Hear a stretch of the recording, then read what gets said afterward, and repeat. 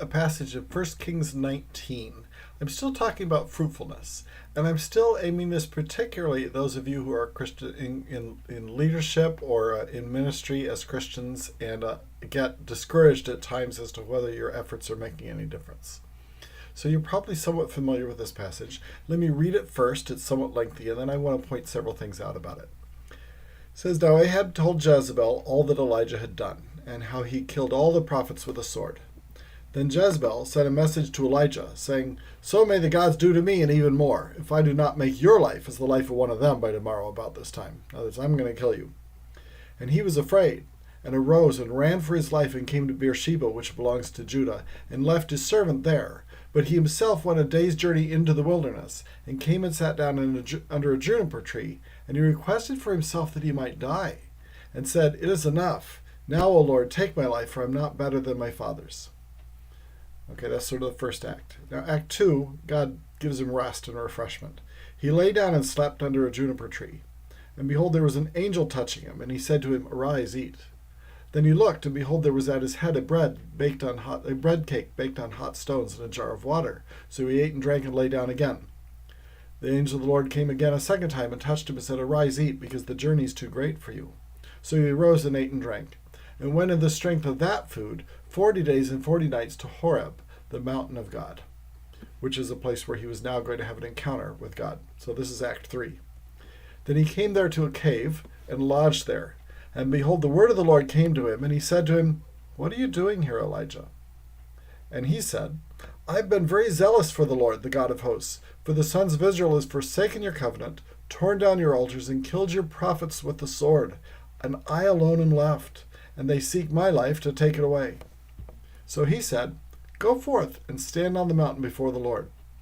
And behold, the Lord was passing by. And a great and strong wind was rending the mountains and breaking in pieces the rocks before the Lord. But the Lord was not in the earthquake.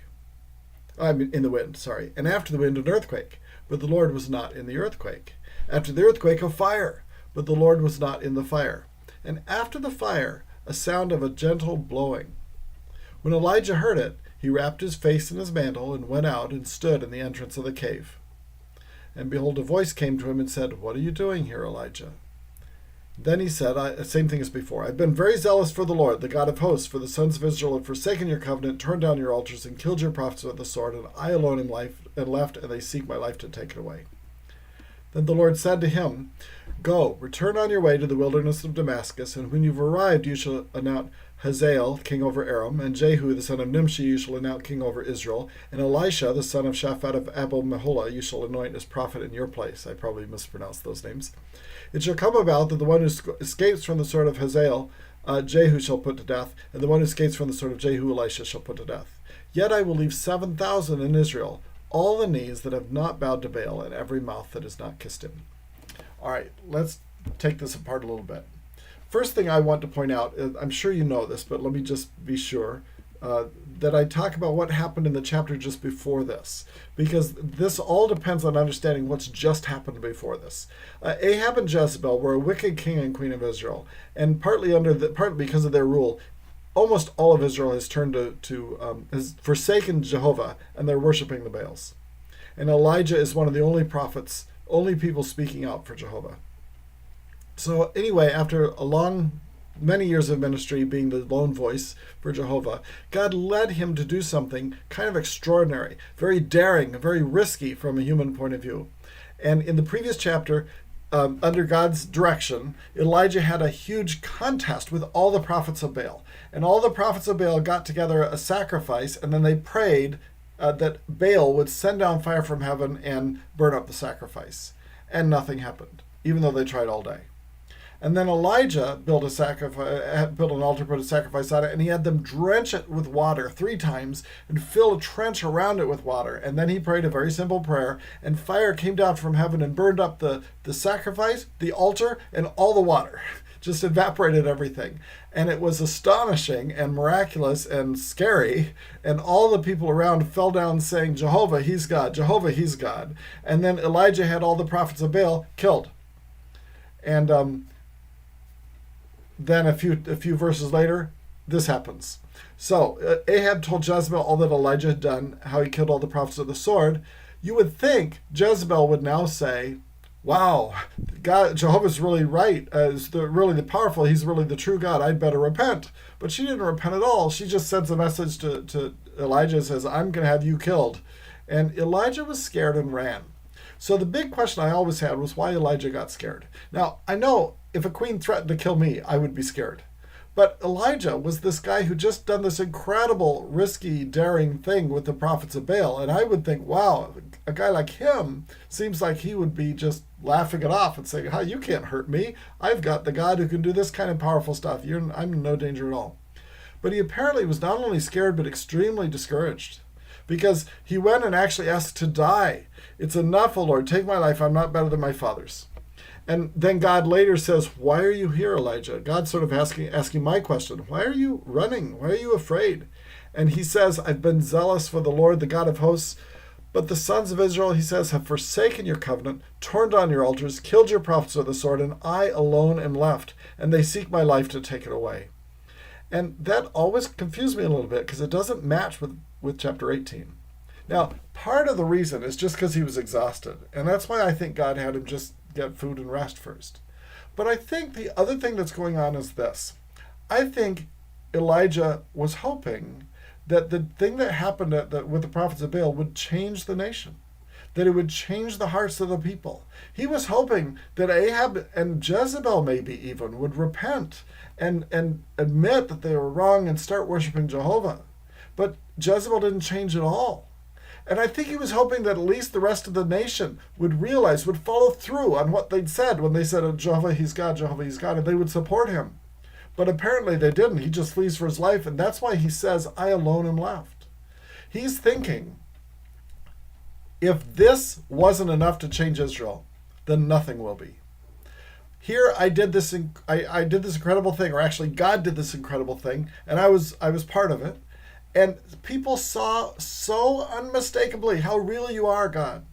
And they're still not changing their hearts. They're still not surrendering to you. It didn't even work. There was no point to it all. There was not even any point in my doing any of that because nobody is changing their hearts. I think that's what is going on here. And we are in the same situation very often in our various ministries. We're much less dramatic. But I know there have been times when I worked at great length. I prayed through it. I worked through it. I studied through it. I built this huge sermon, and I got to preach the sermon for some reason. And I thought it'd have this big effect, and then people didn't get it, or didn't like it, or it didn't even seem to have any effect. And I thought, well, that was pointless.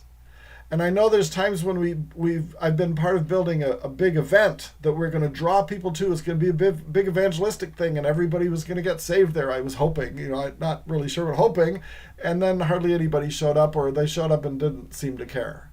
And I think that same kind of thing happens a lot with a lot of Christian leaders, and probably every Christian minister's servants of all kinds.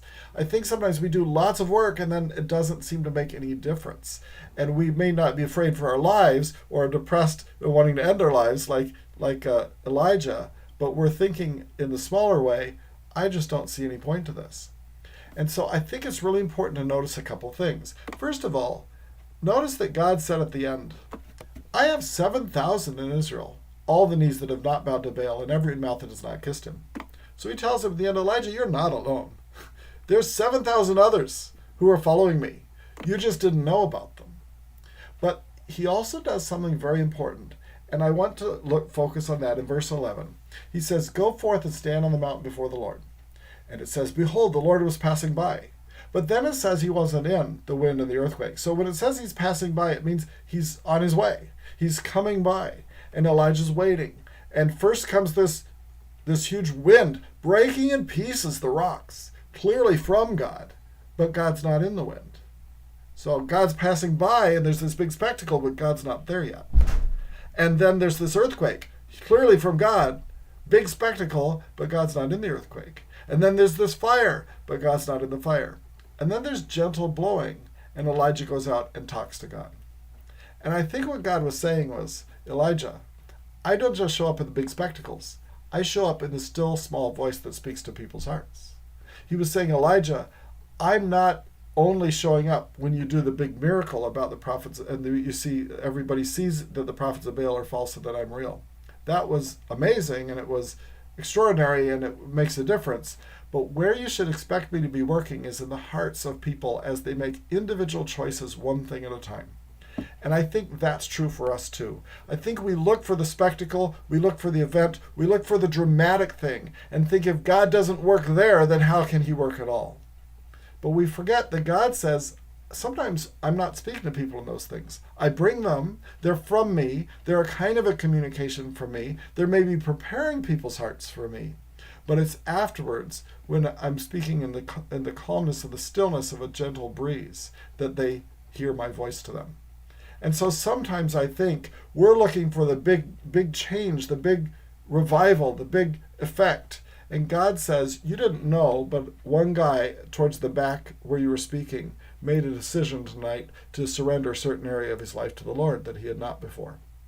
Or you didn't know, but as you were putting on this big event, there was this one person who came in and was drawn by it to me and is a lot more open to me than they were before.